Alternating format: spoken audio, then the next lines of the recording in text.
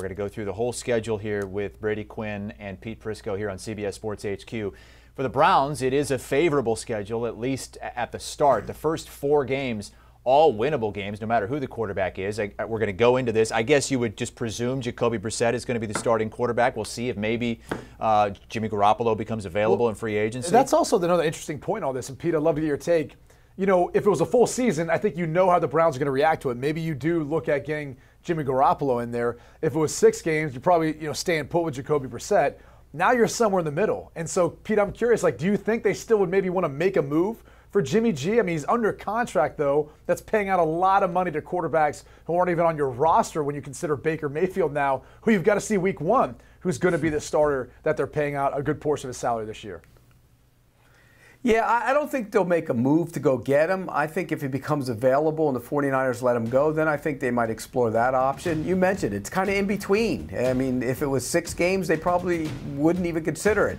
If it was the season, I think they would. And so it's just tough in terms of compensation, what you're going to give up for him. So I think if the 49ers release him, then I think they'll get in on that and try and land Jimmy Garoppolo. All right, Pete, let's tee him up here one by one. In week 1, Brady mentioned it. It's the Baker Mayfield revenge game. It's the Browns. It's the Panthers. Pretty much a toss-up here. What do you see happening without Deshaun Watson? Look, when you look at this team, I just think that without Deshaun Watson in week 1, it's an entirely different team. I know they want to run the ball. I know they're physical. But when I look at them, that Carolina team is going to be better than you think. Baker Mayfield's going to play tough, hard. And I'm not going to say he's going to play extra hard because I don't buy into that stuff, revenge and all that, like Jamie Eisenberg talks about with every guy who's moved on to another team. But I think Carolina will probably win that game. Look at Pete throwing Jamie Eisenberg. Poor guy, he's not even on the air He's not even on the air to defend himself. Pete, I'm with you, though. I'm high on the Carolina Panthers, at least as far as hitting that over of their win-loss total this year, especially with Baker Mayfield, a healthy Baker Mayfield, and more importantly, a healthy Christian McCaffrey and J.C. Horn coming back. I mean, the defense was already one of the top 5 defenses last year. You had J.C. Horn to that group. Look out. And then on top of that, I just think this offense, they can stop turning over the football and have their best playmaker healthy for the entirety of the season. The Panthers could sneak up on a lot of people, I think, in the NFC. So, to me, when you're kind of picking this game and looking at how the teams match up, I like the Carolina Panthers. I think I'm like Pete. I'm a little more optimistic about them this season. All right, so that would put the Browns 0-1 to start the year. By the way, their win total was 9.5 before the agreement of the 11-game suspension. It's now gone down to 8.5 at most sports books, and it might even be coming down to a flat 8. But the early season schedule, again, favorable, and they come home in week 2 to face the Jets, Brady. Yeah, and we don't know if it's going to be Zach Wilson or Joe Flacco. Conflicting reports right now in regards to the Zach Wilson injury and then the timeline of when he will be back. And we've heard the team say they don't want to put him back out there unless he's 100%. And to be honest with you, based on what we saw last year and then what we saw in a short span in the preseason, Joe Flacco may be the better guy for this team early on if they're just trying to limit turnovers and utilize some of the talent out around him. But I'm on the Browns here. I think this is a home game win versus a team that I need to see something more out of the Jets before I'm able to buy in some of the hype that we've seen from the New York media. I'm with you, Brady. I think this is the Browns at home. They'll get it right. Even if with Brissett, they'll run the ball. They'll play good defense. They'll limit whoever plays quarterback to shots down the field. What I can't understand, Chris, did you just say their win total went from 9.5 to 8.5? Yes. I mean, are you serious? Too high for you? Basically, in the course of 11 games, that guy's the $230 million man is only worth 1? Is that right? Think about that. At sports books, yeah. I mean, Pete, it's still early. That tells you what some people believe about Deshaun Watson, that he might be a tad on the overrated side. Well, and look, you might be right. It's still early. I think the money will continue to kind of hammer that number down, and we'll get into this. But obviously, up to a 500 start so far for the Browns. Yes, both have the Browns losing week 1 against the Panthers, but beating the Jets in week 2. Moving on to week 3, Brady, it's the Steelers at Cleveland. Yeah, I've got this as a home team win for the Browns. I mean, look, we've seen them beat the Steelers before. I think there's a lot of questions right now around what's going to happen at the quarterback spot. Will it be Mitchell Trubisky? Can he hold on to it at this point in time through the season? Kenny Pickett's played phenomenal so far in the preseason, but it's preseason. He's a rookie. So we don't know where they're going to be at offensively. There's a lot of questions around the offensive line, even though they did try to address that in the offseason. So I've got this as a tight home game win for the Browns. I think they can get it done versus Steelers. I'm in agreement with you, Brady. I think they win this game. Short week, always a tough challenge for the road team, and I think they'll be a little physical in this game. We got to see if Pittsburgh's run defense is going to be better than it's been at times, and so I think they'll go back to their roots. They'll pound Chubb in the run game and find a way to squeak out a tight victory. They're not going to blow out anybody with Jacoby Brissett. Okay, so 3 weeks in, if you're 2-1, which is what you guys have them, you're feeling pretty good going to Atlanta to face a Falcons team predicted to be at or near the bottom of the NFL this season. Yeah, and this is an odd one for me. I really could have this game going either way. It's one of those games where looking at the schedule and how a team's going to play, a couple things you got to factor in here. Atlanta's playing at home. All right, there's a huge home field advantage, obviously, in the NFL, and they're going to win some games. They might be one of the worst teams in the league. They're not going 0-17. So this is a more winnable game going up against a backup quarterback on the road in your house. The other thing is with Jacoby Brissett, I mean, one of the reasons why, again, he's in the position he's in is in inconsistent play. I mean, that ceiling and floor in his play is going to be a lot different than most other quarterbacks who've maintained that starter status. So I think this is one of those games you got to be careful of. I'm going to go ahead and chuck it down as a loss for the Cleveland Browns, but I could easily see it being a win as well. I'm kind of on the fence here, Pete.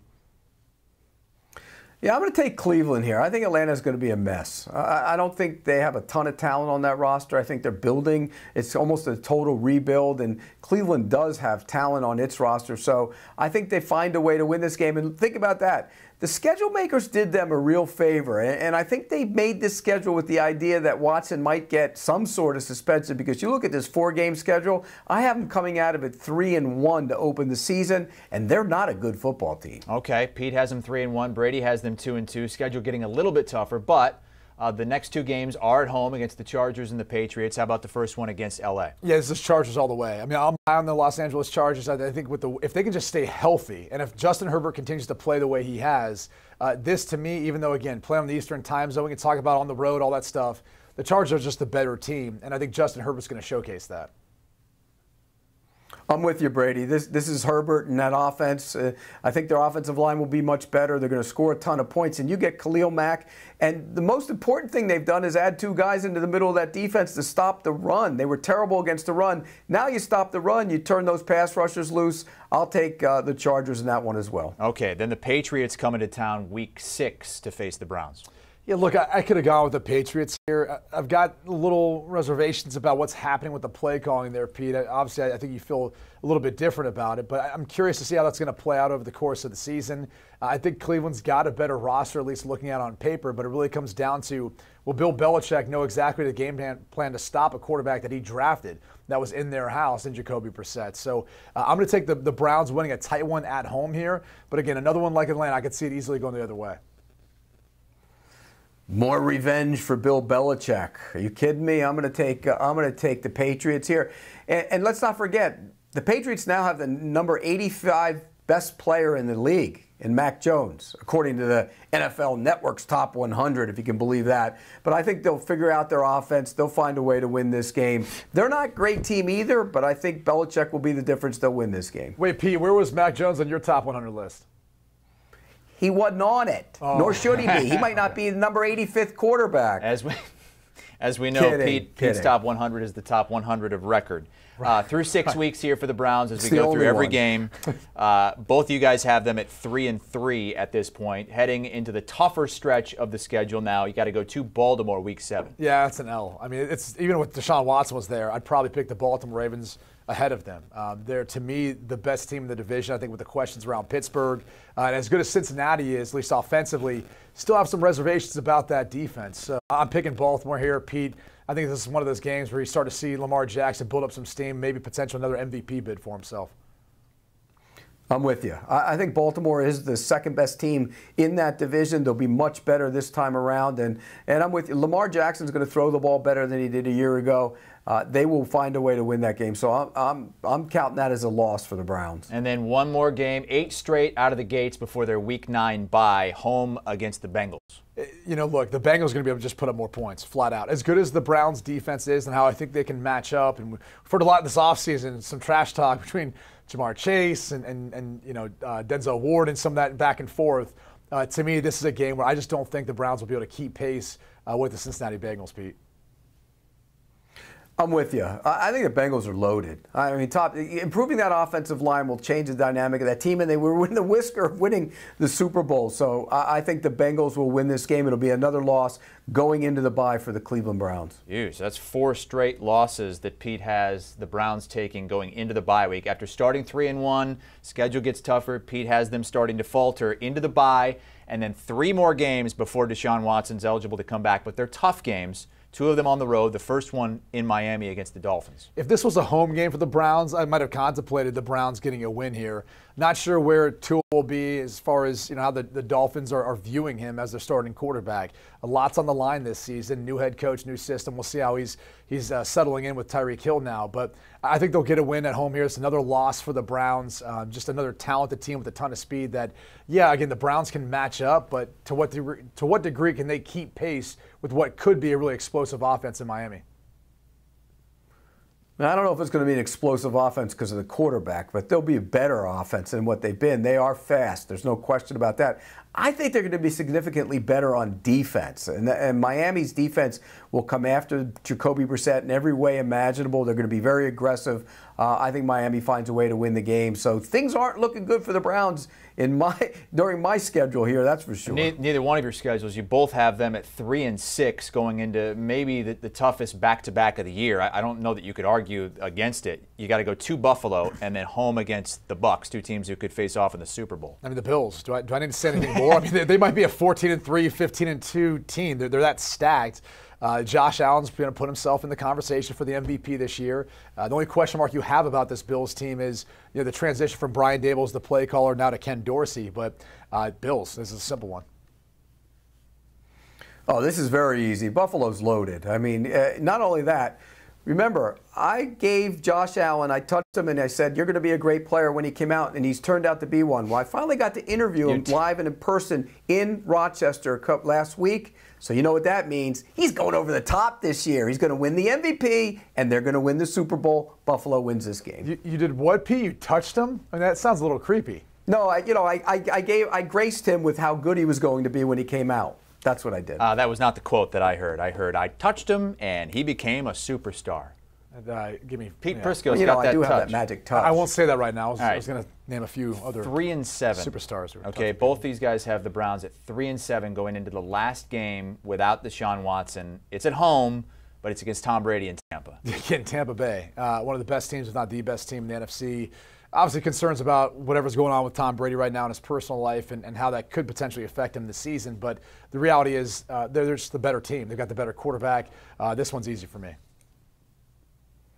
Oh, this is easy, and you're appeasing our producer Jack by saying they're the best team in the league, in the NFC. They're one of the best. One of the best. And they They're might be the best, but yeah, I mean, but you said they were the best in the NFC. You picking them to go to the Super Bowl already? Early pick for Brady. I like it. I will say they win this game, though. The Tampa Bay is good. They're one of the best teams in the NFC, and they will find a way to win this game. And things just looking bleak for the Cleveland Browns. Yeah, Pete, you had them starting 3-1, and you haven't had them win a game 6. So they would be sitting there at 3-8, according to both of you guys, when Watson comes back. Season's over. Pretty much. I mean, as far as your postseason aspirations, you'd have to run the table and hope things work out your way. But this is where I think they start winning some games. One, that the schedule actually eases up for them. But 2, you get Watson back, who's a more talented quarterback. You don't know how much rust is going to be on there. Now he's going to be able to be with the team starting week 5 during the season to reacclimate himself and get there in practice. But he's going to be running scouts in. I mean, you've got to still be preparing Jacoby Brissett or Josh Rosen or Josh Dobbs, whoever's going to play for Watson. That's who you're preparing the whole time. So, coming back to this game against the Texans, yeah, look, it's on the road, but I'm going to go ahead and say Deshaun Watson wins this game with just a better roster in the Cleveland Browns and a more talented quarterback than what they have in Davis Mills. Even though, Pete, I know you like to acknowledge all the time, Davis Mills will put up a fight here. That's Pete's guy. I'm taking Davis Mills. I'm taking the Texans in this game. What if Davis Mills outplays them all season? What if he does that? What if he outplays them the entire season? Think about that. And by that I mean when Watson comes back, he struggles because he's rusty, and Mills plays really well and takes his team to 8, 9 wins this year. Now, I don't think they'll get to 9, but what if they got to 7 or 8? That'd be a heck of a season for Davis Mills, be a heck of a season for the Texans. And a lot of people will be questioning the decision in terms of why they let him go. They won't be questioning that decision anymore. Hey, Pete, a lot of people are questioning your decision you just made picking the Texans because on our rundown here, we have you picking the Browns. No, I picked the Texans, but if I didn't, I changed my pick. How's that? All right, okay.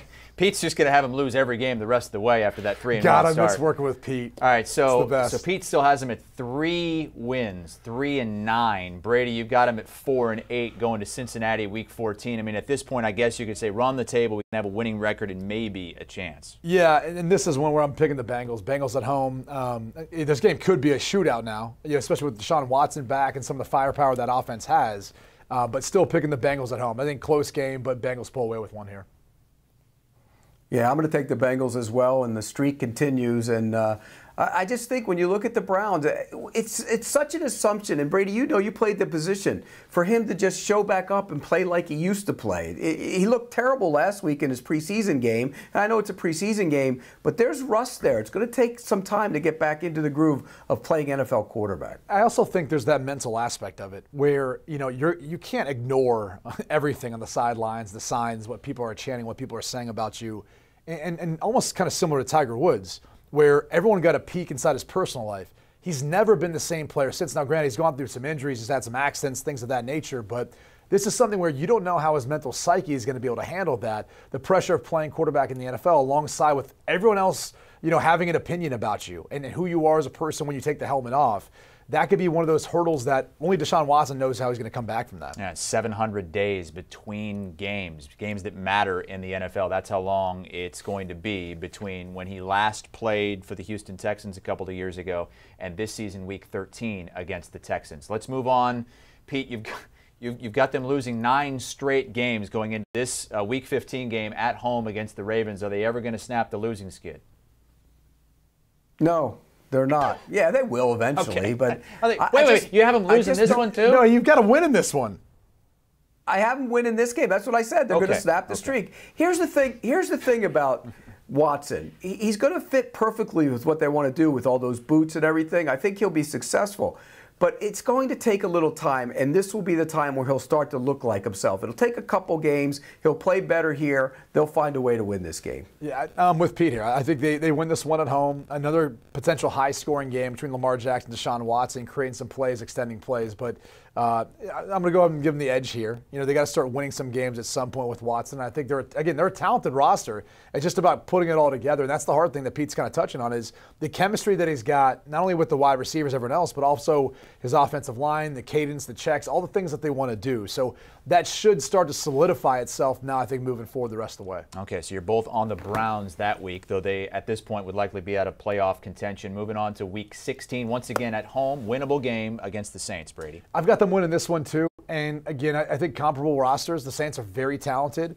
I just think if it comes down to quarterback play and with the concerns over Jameis Winston, coming back from an injury and what's he going to look like over an entire 17-game schedule, I'm going to go ahead and take the Browns at home here in a tight win. I'm with you, Brady. I think they'll find a way. And again, the Saints are kind of an unknown a little bit too. What's their offense going to look like with Jameis Winston running it? So I'm with you. I think this is going to be a low-scoring game. I think they'll find a way to win the game. How about Week 17, going to D.C. to face the Commanders? I'm a little more optimistic on the Commanders than I think a lot of people this year. And I think this is one where you give them a home team win.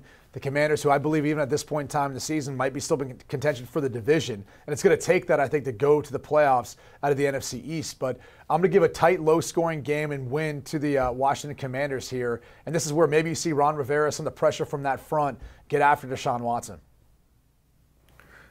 Brady, I was thinking that I'd be high on the Commanders this year, too. And the more and more I see some of the stuff on Carson Wentz, and I'm concerned about them. But I think the Browns will go in there and find a way to win this game. So I give them another win here. Okay, and then one more game. They finish up Week 18 against the Steelers. I've got the Browns winning this one in Pittsburgh. I think with Watson now, he's played enough. He's got his feet underneath him.